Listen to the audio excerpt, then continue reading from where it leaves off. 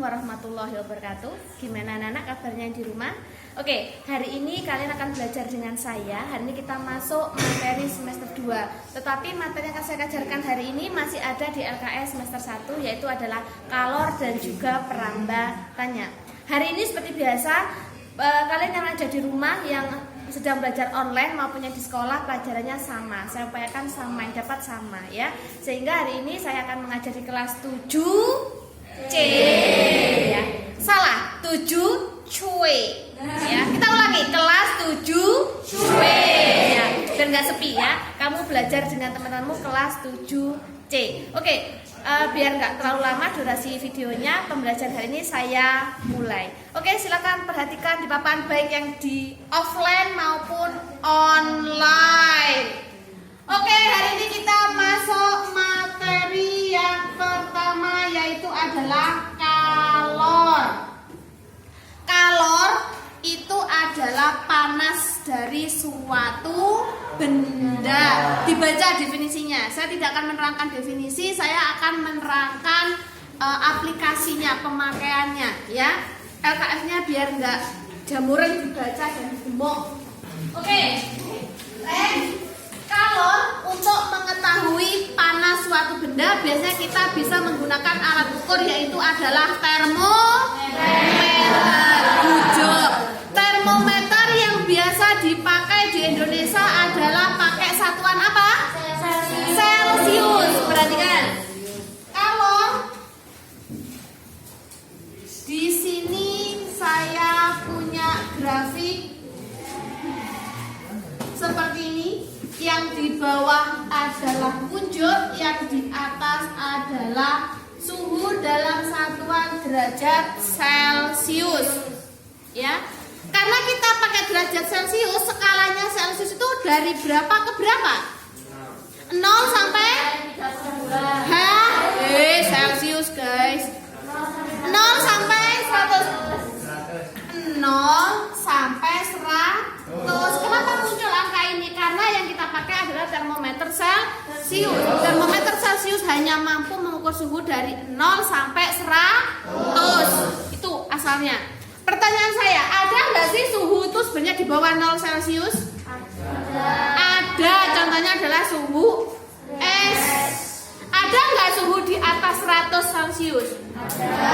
Ada. Contohnya adalah open. Ya, nggak usah muluk-muluk gunung berapi, itu suhunya ribuan Celcius. Ya, ada. Berarti di sini 0 dan 100 itu muncul karena alatnya termometer Celcius hanya menunjukkan angka 0 sampai 100. Tetapi suhu min itu ada. Saya pakai suhu min 10. Ini adalah suhunya es. Dan di sini saya pakai suhu di atas 100, katakanlah 150 ya. Berarti kalau air dia berubah menjadi uap. Di fisika ada berapa wujud benda? Ada 3 apa saja guys? Padat, cair, gas. Oke, saya taruh di sini padat di sebelah kiri sendiri. Setelah itu cair, setelah itu gas. Jangan dibolak-balik ya, sudah aturannya seperti ini. Sekarang tolong dong sebutkan satu saja contoh benda yang bisa kamu lihat dalam bentuk padat, cair, dan juga gas. Air. Air bisa kamu lihat dalam bentuk wujud padat? Bisa. Cair? Ya, wujudnya cair. Gas? Bisa. Pembelajaran kita di sini hanya terbatas pada air, water. Oke? Seperti yang saya sampaikan di awal tadi, ya. Saya punya titik-titik. Saya punya titik A, tak taruh di sini. Saya punya titik B, tak taruh di sini. Saya punya titik C, saya taruh di sini. Saya punya titik Do, saya taruh di sini. Ya. Saya punya titik A, B, C, D, E, saya taruh di sini, dan saya punya titik terakhir yaitu adalah titik F. Ayo kita pelajari bareng-bareng makna dari masing-masing titik. Terangkan ke saya. Arti dari titik A yaitu ada benda, wujudnya apa, Rek? Kalau di titik A, bahasan kita adalah air. Ketika di titik A, maka kalau kamu lihat dari grafiknya ini, benda itu berwujud pada cair atau gas? Padat. Ya Allah, pinter. Dia berwujud padat. Dan dia punya suhu berapa? Suhunya -10 derajat Celcius. Good job. Saya punya titik B. Di mana wujudnya? Gimana titik B? Padat. Suhunya berapa? 0 derajat Celcius. Bagaimana dengan titik C? Wujudnya cair. Suhunya 0 derajat Celcius. Titik D wujudnya masih cair, tapi suhunya 100 derajat Celcius. Titik E wujudnya gas, suhunya 100 derajat Celcius. Sedangkan titik F wujudnya gas, suhunya 150 derajat Celcius. Oke, ini kalau kamu baca secara grafik.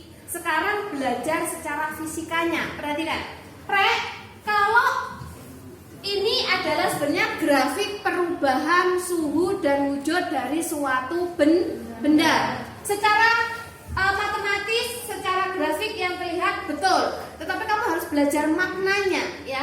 Ketika di titik A, berarti wujudnya itu ada sebongkah es yang masih di dalam freezer. Ya, suhunya masih -10, es batu di dalam freezer, belum diambil.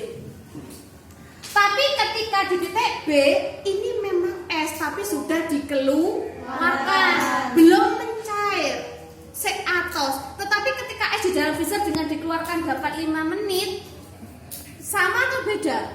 Beda. Suhunya sudah, ketika diambil masih lengket ada bunga esnya, ketika sudah dikeluarkan sudah kamu ngeprok sudah agak kuat, ya, karena suhunya sudah naik. Ya.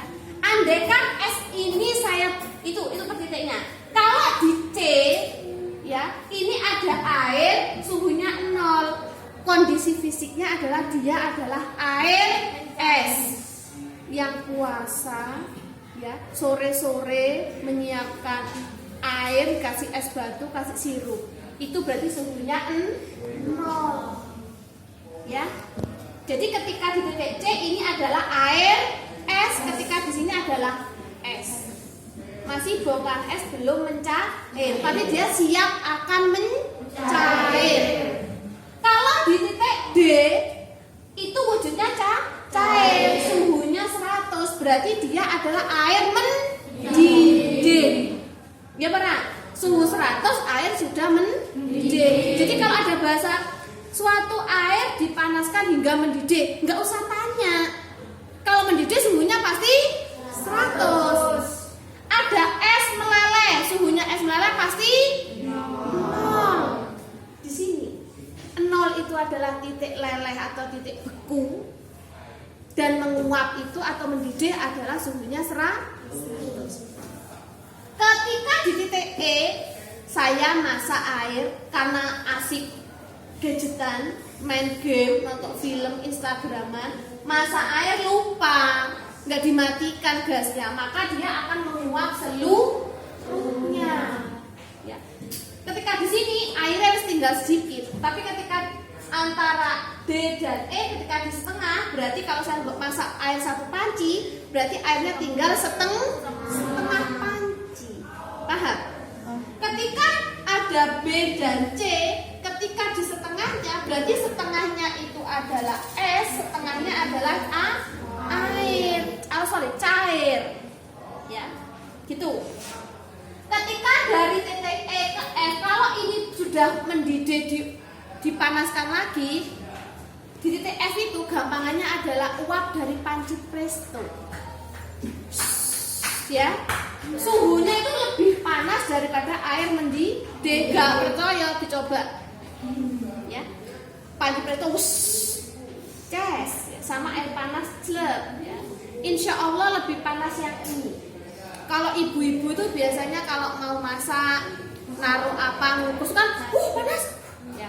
Karena uap itu lebih panas daripada air yang mendidih. Oke, ada pertanyaan sampai di sini? Oke, sebelum saya lanjutkan,